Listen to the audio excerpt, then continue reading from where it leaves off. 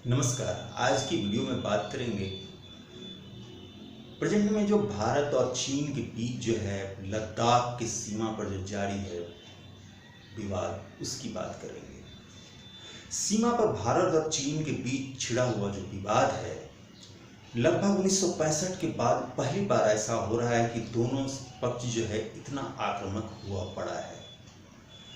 इतने वर्षों के बाद इतना आक्रामक होने के पीछे यह कारण क्या हो सकता है? आप सभी लोग जैसा कि मीडिया में रिपोर्टिंग देख रहे होंगे, आपको लगता होगा कि सीमा पर जो है भारत जो इंफ्रास्ट्रक्चर बना रहा है, रोड डेवलप कर रहा है, वो उसका कारण है।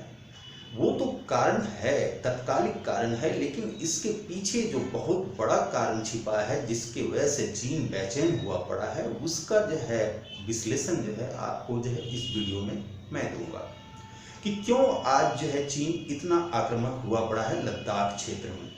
इसके पीछे का मामला क्या है, तो आइए इस वीडियो में समझते हैं कि ये मामला है क्या। क्या चीन जो है लद्दाख में गलवान वैली के लिए आक्रामक हुआ पड़ा है? निश्चित तौर पे गलवान वैली में वो आगे बढ़ना चाहता है, लेकिन क्यों? इसका जवाब मैं आगे चल करके दूंगा। आज हम लोग चीन की उस परेशानी को डिटेल में जो है एनालाइज करेंगे जिसके वजह से वो आज इतने वर्षों के बाद फिर से सीमा पर इतना आक्रामक होकर आया है। दरअसल में 2014 के बाद से ही चीन की नींद उड़ी पड़ी है। जब से भारत में राष्ट्रवादी जो है पार्टी जो है भाजपा की सरकार बनी है, तब से चीन जो है परेशान सा दिख रहा है। और इसके पीछे कारण है मोदी सरकार द्वारा एक के बाद एक चीन को घेरने की जो है रणनीति। और ये क्या रणनीति है उसे जो है मैं आगे बताऊंगा, जिसकी वजह से चीन की जमीन खिसकती जा रही है और वो लगातार भारत की तरफ से बेचैन हुआ पड़ा है। और उसकी बेचैनी जो है हर दिन बढ़ती ही जा रही है।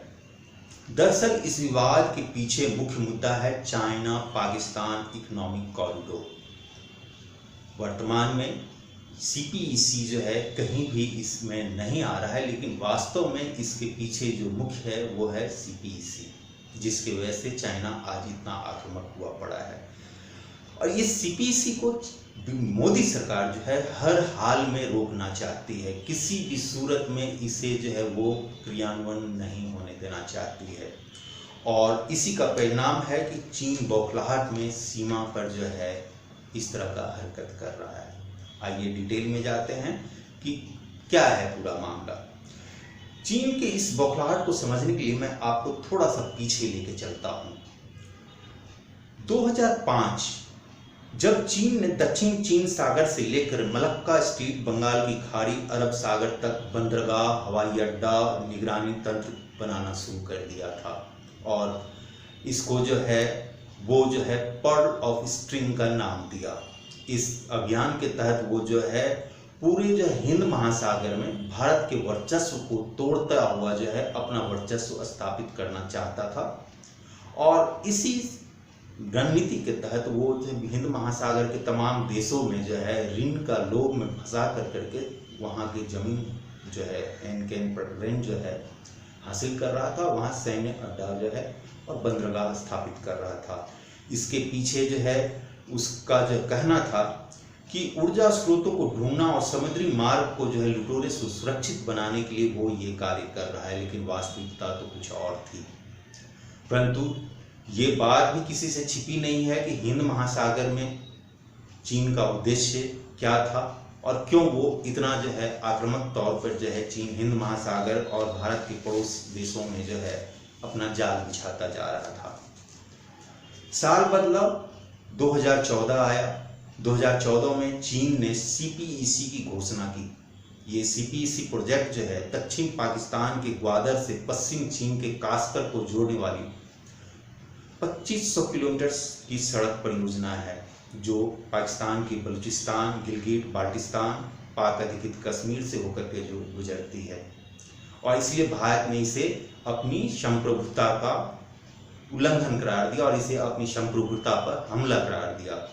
भारत में मोदी सरकार ने आते ही दो गंभीर मुद्दे के तौर पे जो है इस चीज को लिया। पहला था सीपीईसी और दूसरा था पॉडल ऑफ स्ट्रिंग, जिसका जिक्र मैंने अभी थोड़ी देर पहले किया आपके लिए।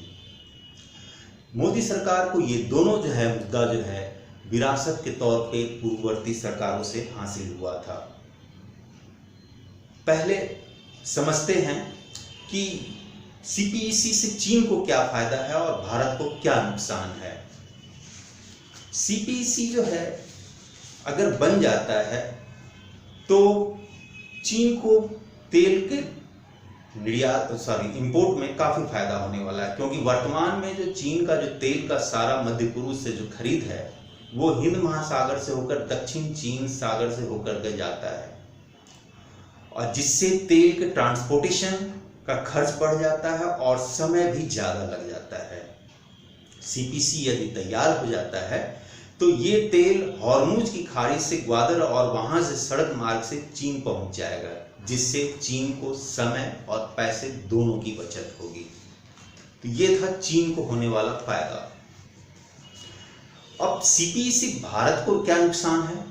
तो सीपीईसी से भारत को नुकसान ये होगा, चूंकि ग्वादर पोर्ट चीन के सैन्य नियंत्रण में रहेगा, जो भारत के लिए सामरिक दृष्टिकोण से नुकसानदेह होने वाला है।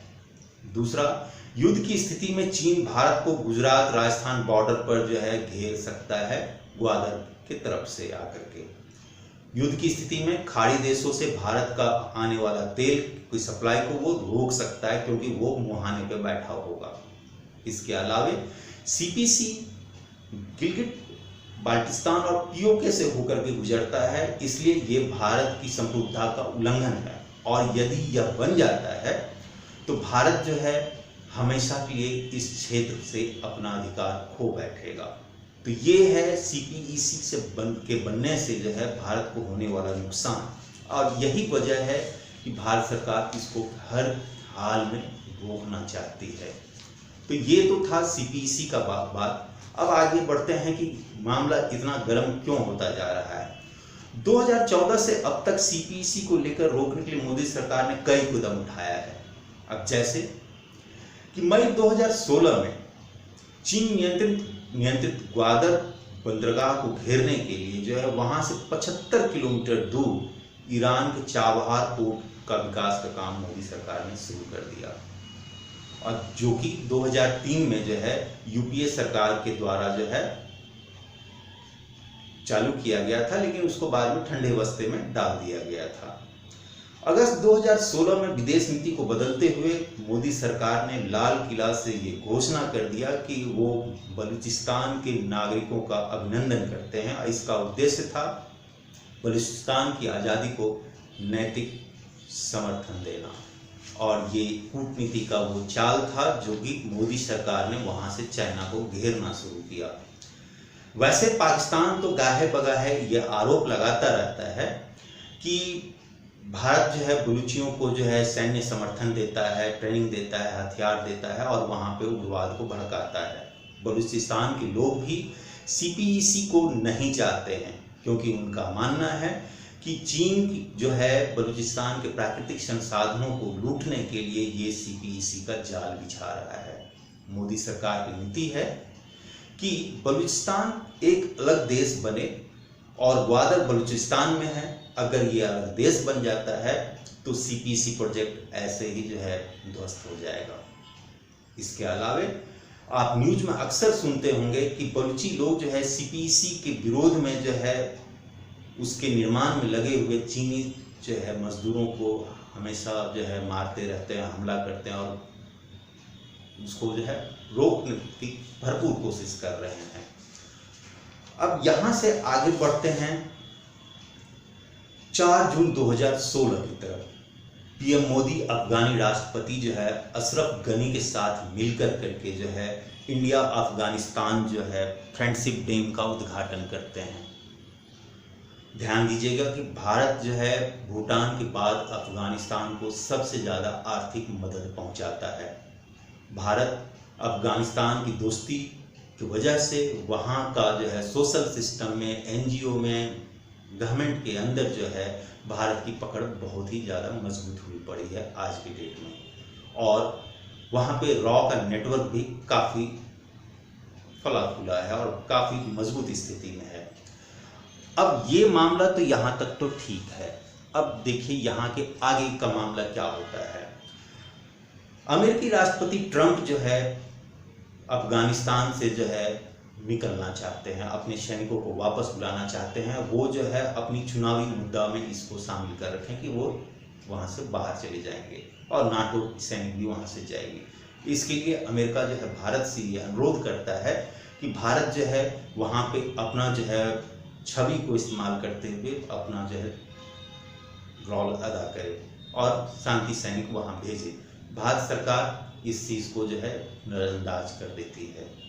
उसके बाद जो है अमेरिका और तालिबान के बीच जो है दोहा में शांति समझौता जो होता है आपस में, जिसमें कि भारत को भी बुलाया जाता है। भारत सरकार नहीं जाती है।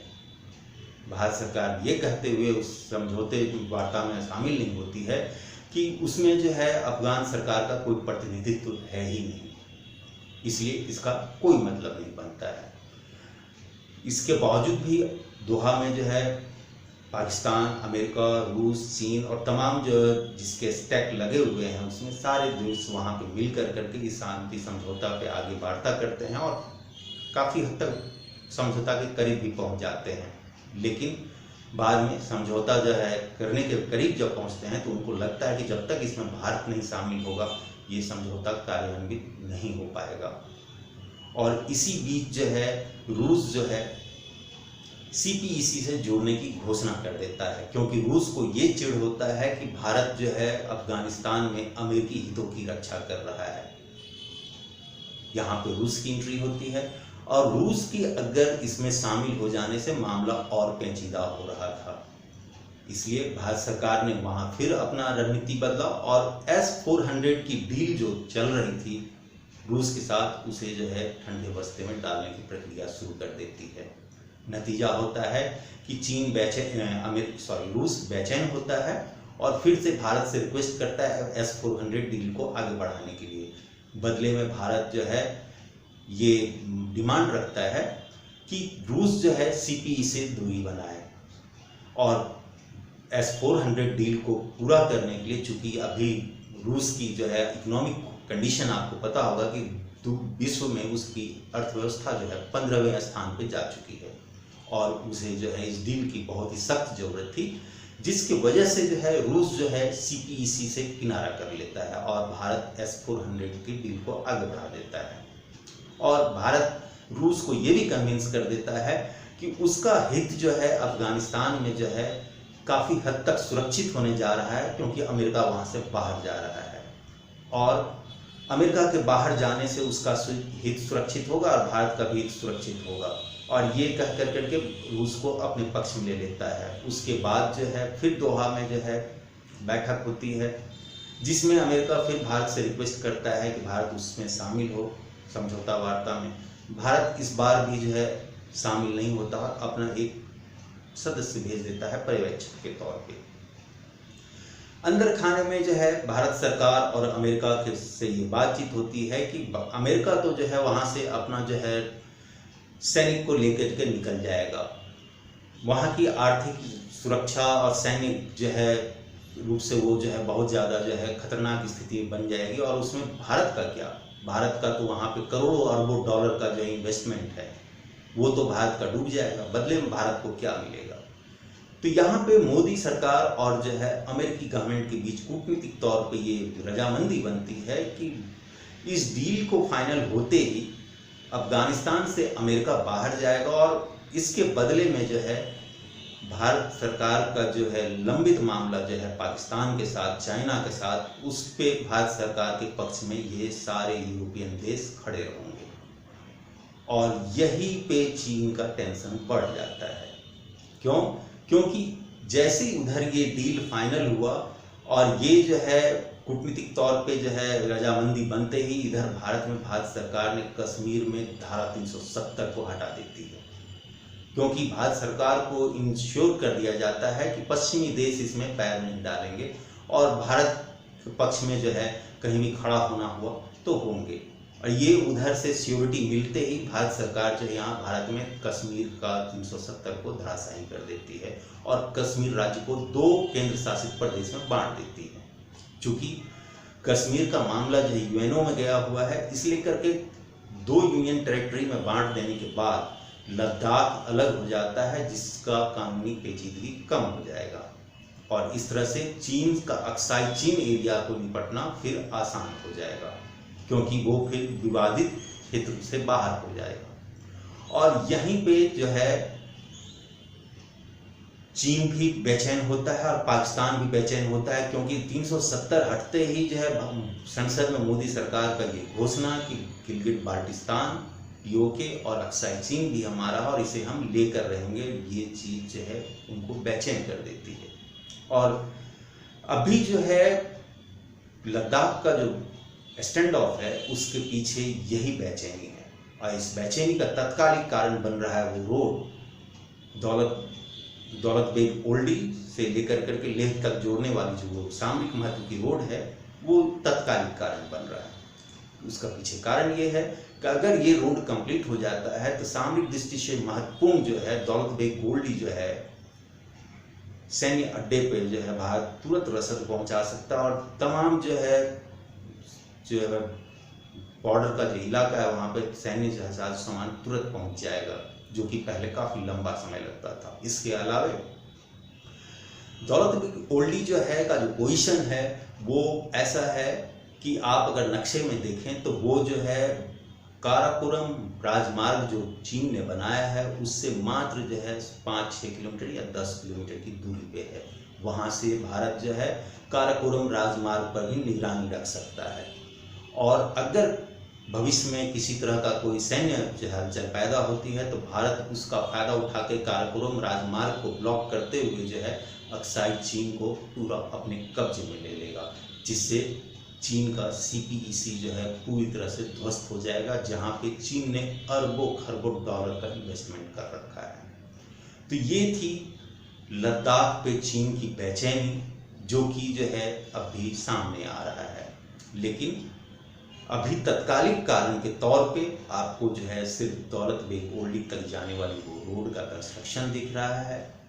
इसी तरह गलवान वैली में जो है बीआरओ द्वारा जो बनाया जा रहा है पुल है और जो है लिंक रोड जो है जो कि फॉरवर्ड पोस्ट तक जाती है, वो तत्कालिक कारण दिख रहा है। लेकिन मेन जो है कारण जो है अंडरग्राउंड जो है वो ये है कि चीन को जो है अक्साई चीन और सीपीईसी जो है अपना खतरे में पड़ता हुआ दिख रहा है, जिसके कारण से वो इतना उग्र रूप धारण कर रखा है इस वक्त। तो ये था लद्दाख के स्टैंड ऑफ पे कहानी, जो कि जो है सामने नहीं है। सामने में जो है वो आप लोग अखबार में भी देख रहे हैं, न्यूज़पेपर में, न्यूज़ मीडिया में भी देख रहे हैं, लेकिन सच्चाई जो है जो कि सामने नहीं आ पा रहा है।